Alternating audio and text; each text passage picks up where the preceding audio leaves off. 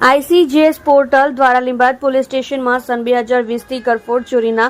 ગુનામાં નાસ્તા ફરતા અને ખૂન, ધાડ, લૂંટ, અપહરણ, આર્મ્સ એક્ટ, કરફોડ ચોરી, મારામારી જેવા ગંભીર ઓર્ગેનાઇઝ્ડ ક્રાઇમ આચરતી ટમેટા ગેંગના સાગરીત ઇમરાન છોટુ વિરુદ્ધ કાયદેસરની કાર્યવાહી કરતી લીંબાયત પોલીસ સુરત શહેર પોલીસ કમિશનર સાહેબ શ્રી તથા ખાસ પોલીસ કમિશનર શ્રી સેક્ટર 1 સાહેબ શ્રી તથા નાયબ પોલીસ કમિશનર સાહેબ શ્રી ઝોન 2 તેમજ મદદનીશ પોલીસ કમિશનર સાહેબ શ્રી ડી ડિવિઝન સુરત શહેર નાઓની સૂચનાથી તેમજ પોલીસ ઇન્સ્પેક્ટર એસબી પટેલિયા સાહેબ નાઓની સીધી દેખરેખ તથા સૂચના મુજબ તથા સેકન્ડ પોલીસ ઇન્સ્પેક્ટર વીએ જોગરાણા સાહેબ નાઓના ટેકનિકલ માર્ગદર્શનથી ગંભીર પ્રકારના ગુનાઓમાં નાસ્તા ફરતા આરોપી શોધી કાઢવા સારું સર્વેલન્સના પોલીસ સબ ઇન્સ્પેક્ટર જીવી દિહોરા તથા સર્વેલન્સ સ્ટાફના માણસો એચસી વિરેન્દ્રસિંહ, રણજીતસિંહ તથા પીસી સાર્જનભાઈ કાનાભાઈ નાઓએ ટેકનિકલ વર્કઆઉટ કરી આઈસીજેએસ પોર્ટલ દ્વારા આરોપીની ચોક્કસ માહિતી મેળવેલ કે આરોપી ઇમરાન છોટુ ખૂન, ધાડ, લૂંટ, અપહરણ, આર્મ્સ એક્ટ કલમ,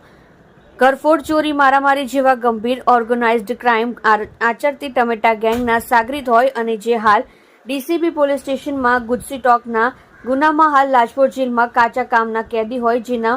નામદાર કોર્ટમાંથી આરોપી કાર્યવાહી કરેલ છે. ઇમરાન છોટુનો કાયદેસરનો કબજો મેળવી આરોપી વિરુદ્ધ કાયદેસરની અને યુક્તિ પ્રયુક્તિથી પૂછપરછ કરતા